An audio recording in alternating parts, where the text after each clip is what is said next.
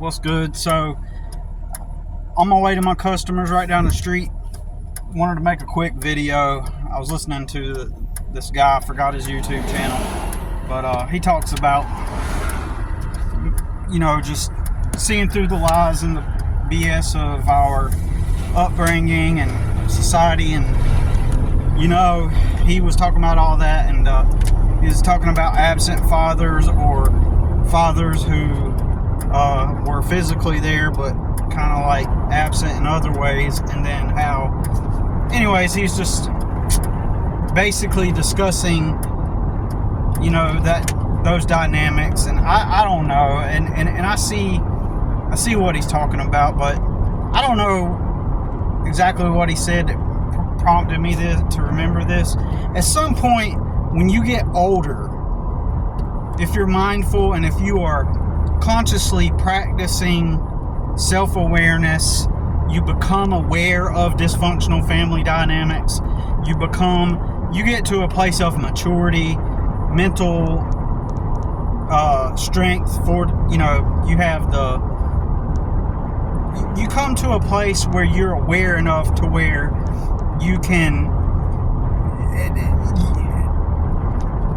you realize how to work with it, around it, and it's not always perfect, but basically you do get to a point in your life where you're self-aware enough where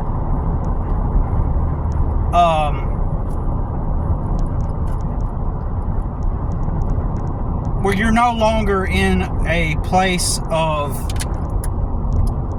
needing to change. I made a video about this a long time ago, a while back anyway, and there's really not, you're always going to change, but oh fuck, well, that broke off.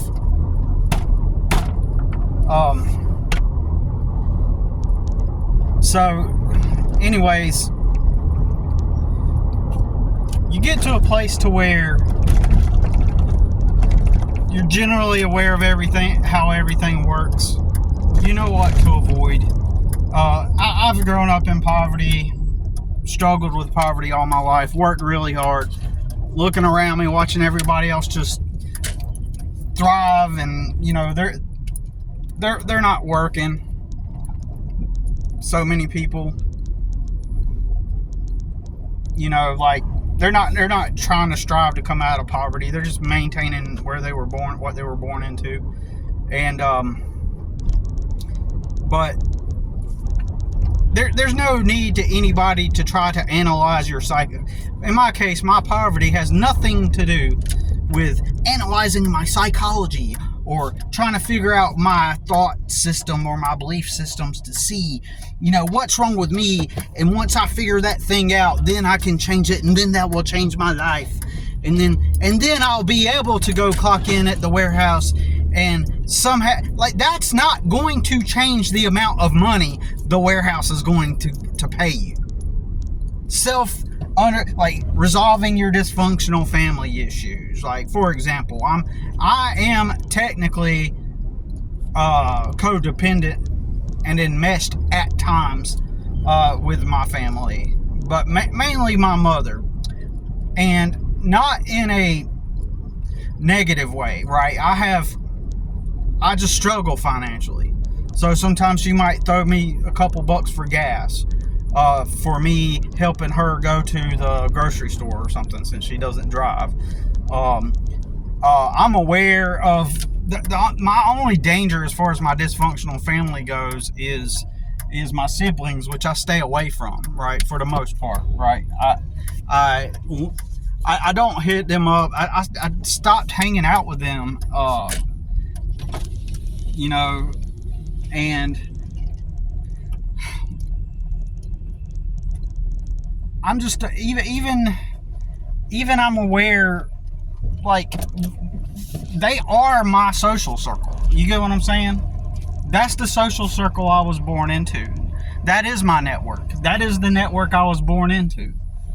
So if you can make some recommendation of what job that I can go work at, will pay me enough so that I can completely cut them out? Tell me, give me all your wisdom. The only problem is it's the amount of money I make. Pretty damn simple. You know, I've got to just keep growing my client list because there are no jobs. Being a wage slave, fucking working for other men, right? There aren't no jobs that are going to pay me enough to get out of the poverty, right? I've already experienced it. I've done it for 20 plus years, or 20 years at least, working for other people. It did not function to serve any means to get out of poverty whatsoever. And nobody taught me about anything. But my main point is that throughout the years, everybody has always tried to attribute my poverty and my struggle to my mindset or unresolved internal issues or the people that I'm hanging out with. You know, I've even had like preachers say, "Oh, it's the people the Holy Spirit has given me the wisdom and has told me that, you know, you're hanging around the wrong people." I'm not that's their default setting. They say stupid shit like that, ignorant shit like that, because what is he saying when he says that? What he's meaning is that I'm probably hanging around people that are doing drugs, because that's all part of the stupid, moronic Christian system. It's always drugs, just the drugs. You're hanging around those types and dudes. Shut the fuck up, you privileged, life on easy mode fuck, who is a preacher because a preacher job is the easiest job you can do. Just sit around and study and philosophize, and then on Sunday mornings go read off your notes about the thing that you got to study that you have an interest in. You fake fuck. So my main point is everybody's trying to attribute this and that. Well, you need to cut off your family. Like, okay, if today I decided to just stop talking to all my family 100%, if I just stop talking to them, what's the magical solution that you got, motherfucker? What's the magical solution that you got? What's your magical solution? I'm going to cut off my family, and the ether is going to change the particles of energy and then allow me to go, ooh, you know, and all of a sudden my life is going to change, right? Being in my family dynamics, being in those social spheres, it's inevitable that I'm going to come across my sister, for example. She has a disabled kid. Sometimes she needs some help with, like, her wheelchair ramp, you know, broke, and I helped her fix it, right? And I believe the last time it broke, we went and got the part, and she never contacted me. And then she messaged me again and said, you know, a couple months later, and said, "Oh, the other part broke off now. I don't think I fixed that one part the first time, right?" And so, you know, what's wrong with that? You know, oh, if I cut her off, then, you know, everything will just unfold magically. Like, if I just stop being around her, and, you know, like, that doesn't make sense. Okay.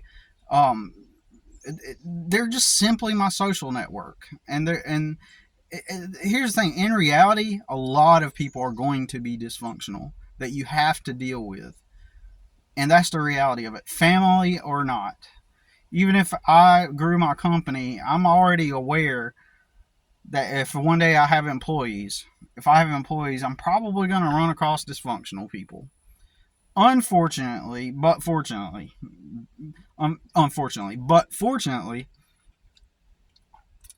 when you are finally in a position of understanding and power, right, in your life, like you have more leverage and control over things, then you have more control over the dysfunctional dynamics. For example, if you have a thriving business and somebody dysfunctional comes along, then you have the power to say, hey, we're not the right fit, and then you can cut them off, like, and say, hey, you know, let them go, right? But, you know, I know I'm getting off thread. So my sister, so the last time that she needed, the other part broke, I was just no longer in a place where I could help anybody else out, right? So I exerted not a healthy boundary in the sense that she was doing anything dysfunctional towards me, but in the sense that, like, if I can't help, if I got too much on my plate, I don't help people, right? If I got too much on my plate, I'm not going to go out of my way to help her fix her wheelchair ramp. And plus, I think the last time that I got that part is probably still in my toolbox. I think that last time, I don't think I fixed the other side the last time, even though I've done it a long time ago.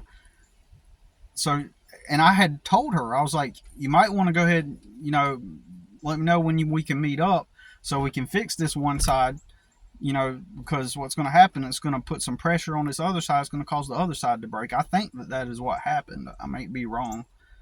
I may have, I don't know. I think that that's what happened. So, anyways, um, so like other family members that I used to occasionally hang out with, I no longer have any desire to actually hang out with them, right?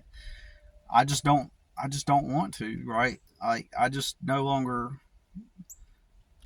when we did hang out, it was never dysfunctional, you know? The only reason why I don't want to hang out with them anymore is simply because they support my brother still. And I know that if there was a choice between me and my brother, they would choose my brother because he's famous, right? Only for that reason, But they'll rationalize and say, "Oh no, it's not because of that. Because we've had shared experiences. We grew up together. We went through hard times together." Yeah, but I'm the only motherfucker that was in your life that actually helped you, right? So, but that doesn't matter, right? So that's a dysfunctional dynamic and component to my dysfunctional family. Like, I no longer want to hang out with them, right? And I just don't. I don't have any desires. Like, I'm not. People want to try to might want to try to say that I am.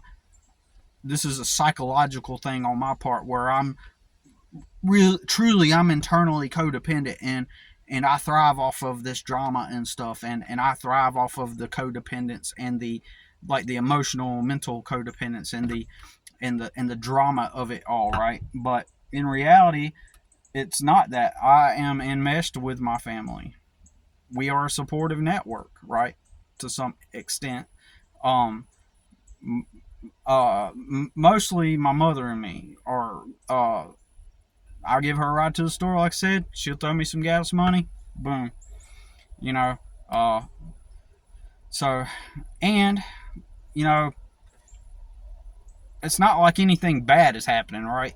Like, nothing is bad is happening. Only if it got to the point to where I do have to keep tabs on my brother, though, because he has. I'm not gonna say it, but uh, but what I'm saying is I do regularly, weekly. For example, um, I need to get my mother has offered to help me with my laundry. Do you think I'm gonna turn that down? No, because laundry is fucking time consuming as fuck. Especially when I have to drop everything I do and go to the laundromat and I'm already behind on everything, right? But if I could go drop a load of laundry off at my mother and she gladly washes it and folds it, that, what's wrong with that? Okay, either that or I'm going to sit at the laundry. See how practical this is? It's just a practical thing. So, something that guy said in the video, I can't remember what it was now, but but I just get tired of this whole time that I've been in poverty going. Everybody's attributing it to uh, lack of work ethic, not having a drive, the people that I'm hanging around, the ties to dysfunctional, family situations, the my lack of belief in Jesus. It's all these things, right? All these mystical or wishy or not whimsical fairy tale. It's not. I gotta get to work, man. Like it's all these other factors, right, that are non practically related, non tangible, abstract things, and it makes it to where people are able to point at the cause of the problem being all these things, when fundamentally it boils down to, I'm a person that never had enough help to get grounded in the beginning, and none of the jobs that I worked at ever paid me enough to begin a foundation, right? It's stupid simple. And my only logical, practical solution in the moment right now is to just continue growing a customer base. Why? Because it gives me the most money and provides me the most flexibility that will it's the most logical, practical tactic and technique to begin to have a chance at a foundation, right? Since nobody's going to take care of me, since I don't get to live with somebody, since I don't get, all these, I don't get help, and it's just me, and I've got to raise my son. And I know that everybody thinks this, that the act of clocking in at a 40-hour facility, whatever that may be, some other man's business, somehow that, and then I can do my business on the side. They always say that stupid shit, and they don't know what the fuck they're talking about, because they can never bring it down to money. They can never bring it down to, okay, this is how much money you need. I left my notebook at home. This is how much money you need. This is what it will. Nobody ever, zero times, ever in my life have broken it down to this. How much money do you need to get a place? First of all, how much money do you need to maintain your vehicle? Okay, how much money then is it going to monthly cost you? So with all those variables, all the items, how much is toiletries going to cost every month? What will be your budget? How much will it cost to maintain your life and have a dwelling at night? None. It's always, well, just get the job at the warehouse and work really hard, and then just save your money. The abstract. They're all privileged, and they all get the privilege of thinking and having a mentality that's in the abstract instead of being practical. Exactly how I'm talking here. The notebook I got at home has a list of how much it's going to cost for me to maintain my truck, the quantity of money that it would take to maintain a living space, the quantity of money that I'm going to need to move forward. And when you calculate that math, and